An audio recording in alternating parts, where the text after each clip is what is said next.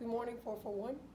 I am Lieutenant Echevarria, Master Fitness, ACFT Level 2 certified. For those of you that do not know me, I am the Operations Officer, AGR, XO for the 441-465. I will be teaching the OIC and COIC certification course, and this will serve you also as the ACFT Familiarization. As a Level 2, I am able to certify Level 1s, which are the graders, and Level 2s, which are the OICs and NCOICs. Please hold any questions to the end, post them down below, and we'll answer them as we progress. As the OIC and COIC responsibilities, you must ensure that the ACFT instructions are provided to soldiers at least 48 hours prior. That is the reason that the other set of videos are provided. That way you could always go back to them, review them prior to the ACFT. As a Level 2, you will validate the testing site and the equipment. The testing site must be a flat field, well-maintained grass or turf, generally free of debris. The 2-mile course must be in close proximity of the leg tuck event, 10 minutes of distance. Wood and rubberized surfaces are not authorized. 2-mile run course, it has to be no more than 3% elevation grade. As the OIC and COIC, as I mentioned before, a Level 2, you can certify other Level 2s and create other Level 1s, which are the graders. Level 2 maintains a master continuous clock. This begins when the maximum deadlift warm-up and runs until the 21-minute for the 2-mile run. You must maintain a common clock for the standing power throw, hand release push-up, spring drag carry, leg tuck, and the 2-mile run. As a Level 2, you are appointed by a memorandum for record, which is certified by a master fitness trainer, meaning by me. And at the end of the event, you will collect all the scorecards from the graders at the completion of the 2-mile run. An implied task, you will conduct rehearsals.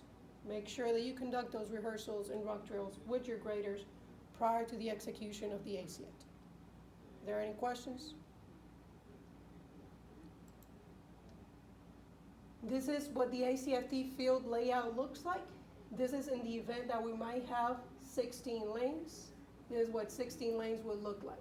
For one lane, this is what you would need: a pull-up bar, the hex bar for the deadlift, 2 40-pound kettlebells, 1 nylon sled with 2 45-pound plates, so adding to 90 pounds, a 10-pound medicine ball, and your admin table.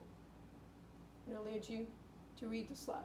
Supplemental equipment, very important, is that you will need 18 watches if you're running the 16 lanes. 1 stopwatch per lane, plus you have the master clock and the common clock, which is the one that the OIC has and COIC has. Tape measures, the PVC pipes or wooden sticks, traffic cones, and dome cones. Any questions?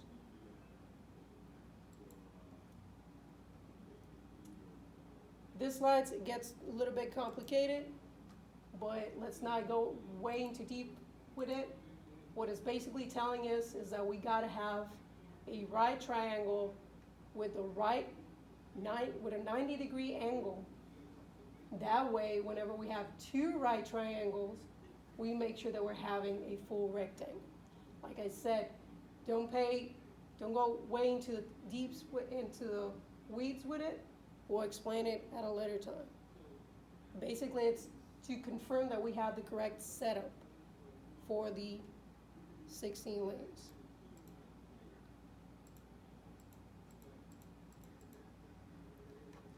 These are the 6 ACFT events.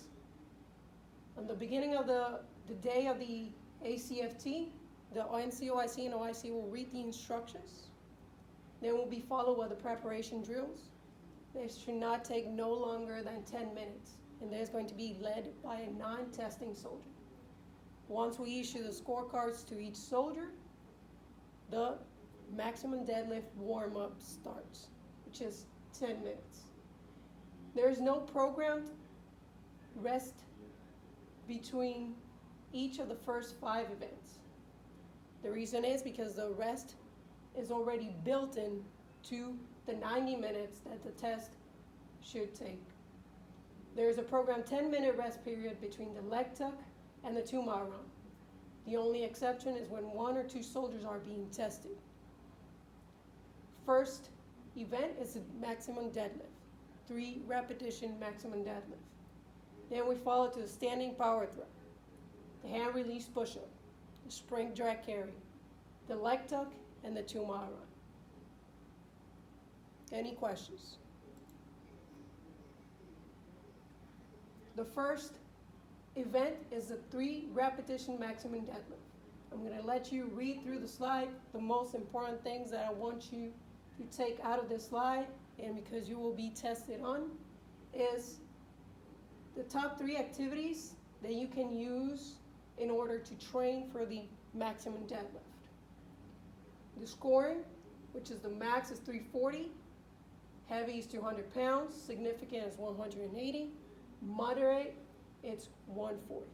If you're wondering in which categories you fall into, engineer is heavy, maintenance is significant, it's moderate, and if you're 42 alpha, it's significant. However, in the ACFT IOC manual, there is a list by MOS that you could see which category you fall under. As I mentioned before, there's a 10-minute warm-up period prior to allow soldiers to determine the weight that they can actually carry. Key point is safety and record terminations. A safety termination, what it means is that you will stop the soldier from hindering himself or herself. The key things to look for is hips moving above the shoulders, excessive rounding of the shoulders, knees collapsing inward, dropping the weights because the weight is too heavy. You can only stop on the first repetition of the attempt. Once you see an unsafe action, you will stop the soldier, let them know that they're performing an unsafe action. You will correct the soldier, and you will let them continue with their attempt. Now, a record termination, meaning that if they do this, they will just stop the event. Soldier would get whatever amount they had accomplished, but they cannot continue with more attempts. A record termination, if they drop or the weights bounce off the ground, or if they rest in the down position, meaning there was a lack of effort, of continuous effort. Are there any questions? Second event is the standing power throw. You will throw a 10-pound medicine ball backward and overhead for distance. As I said, these are the top 3 PRT activities that you can perform or exercise in order to train for this event. The scoring max is 12.5 meters, heavy 8.0 meters, significant 6.5, moderate 4.5 meters. There are 2 record attempts. There are no practice throws. I know I have certified other level 1 graders in previous BAs, and the latest guidance was that there was a practice throw. As of today, there is no practice throw. They have been gone away with the practice throw. There is no rest period prior to the next event, as a soldier will be resting during their wait for the next event. Record terminations. The only time that a soldier will be terminated for this event if the soldier steps on or over the start line during the throw. This is a fault, and the throw will be repeated. Pay close attention. There are 2 faults in a row in each attempt. 2 faults in a row will count as a record attempt, and the soldier will receive a 0 for that attempt.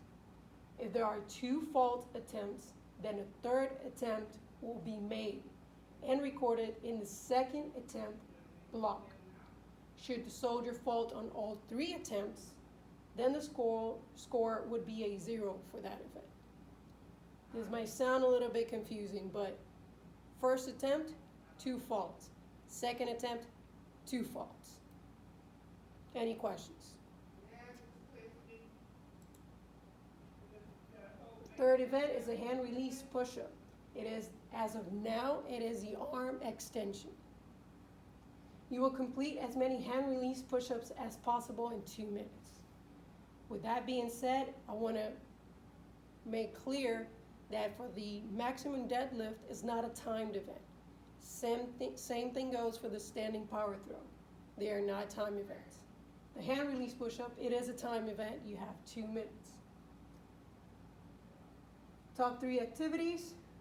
The scoring, the max is 60, heavy 30, significant 20, and moderate 10. A repetition will not count if the index finger it's outside of the outer edge of the shoulder. The feet are more than a width apart. Soldier does not maintain a generally straight line. Or if the soldier is sagging in the middle or arching their back. As we may be used to our previous APFT, you used to be able to sag or arch your back when you were in the position for the push-up. This is no longer allowed. The only, and I'll say again, the only authorized rest position for the hand release push-up is the front leaning rest position. Record terminations. If a soldier lifts the foot off the ground, lifts hands off the ground in the front leaning rest position, and rests in any other position than the front leaning rest. Are there any questions?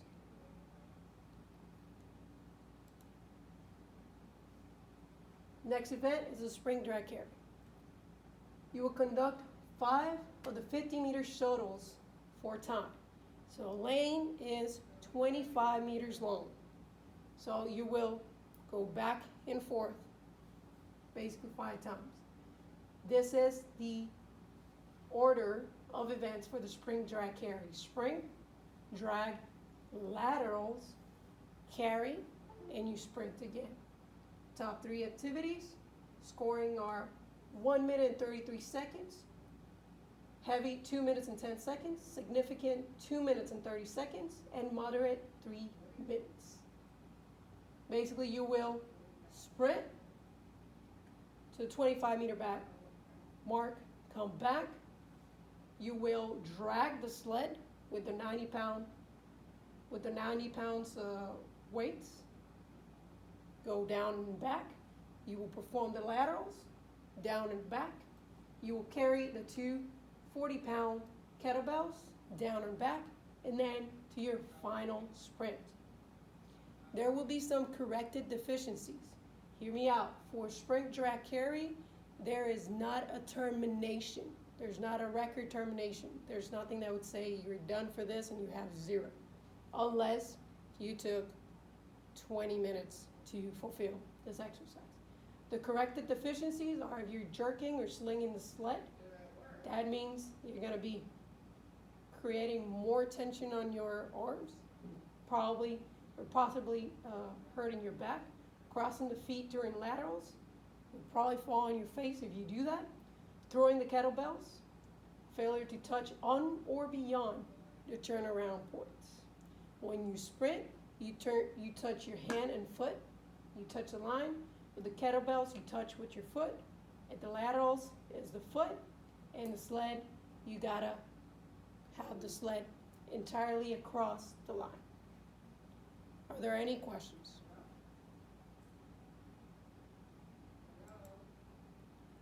The next event is a leg tuck. For the leg tuck, top 3 activities. The scoring, the max is 20, heavy is 5, significant 3, and moderate 1. This is another event that is timed. Just like the hand release push-up, you have 2 minutes to complete the leg tuck. After the leg tuck, you have 10 minutes rest period prior to the next event. A repetition will not count if the soldier fails to touch both elbows to knees or thighs simultaneously, swings to establish momentum, fails to return to the straight arm hang, so meaning arms fully extended, pushes off post, ground, or bar to establish momentum. If you have an incidental contact, it is not penalized. Record terminations, if the soldier drops the bar. Disengage. Any questions?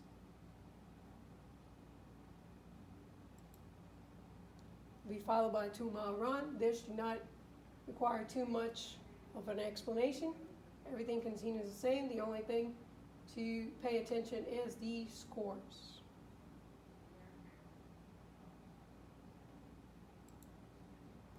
This is how the ACFT scorecard looks like. It is completely different as a scorecard that we are used to for the APFT. The soldiers will be filling out a scorecard prior to the 10-minute warm-up for the maximum repetition, 3 repetition maximum deadlift. The soldiers will maintain positive control of the scorecard throughout all the events, providing a scorecard to the grader prior to the execution of the event. Basically, just how it is for the APFT. The graders will annotate the raw score and initial the card, then initial the card after each event and return the scorecard to the soldier. Upon completion of a 2-mile run or alternate aerobic event, the soldier will sign the scorecard acknowledging the raw scores annotated. Cards will then be provided to the NCOIC for scoring. Are there any questions?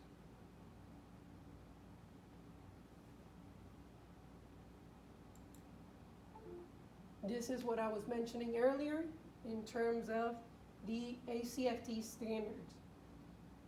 This is where you can see what the moderate standards, significant standards, and heavy standards are. They are colored because they're what they call them is the gold standards, silver standards, and black standards. This as of October 9th, 2019. These are really good reference to use. The ACFT continues to change.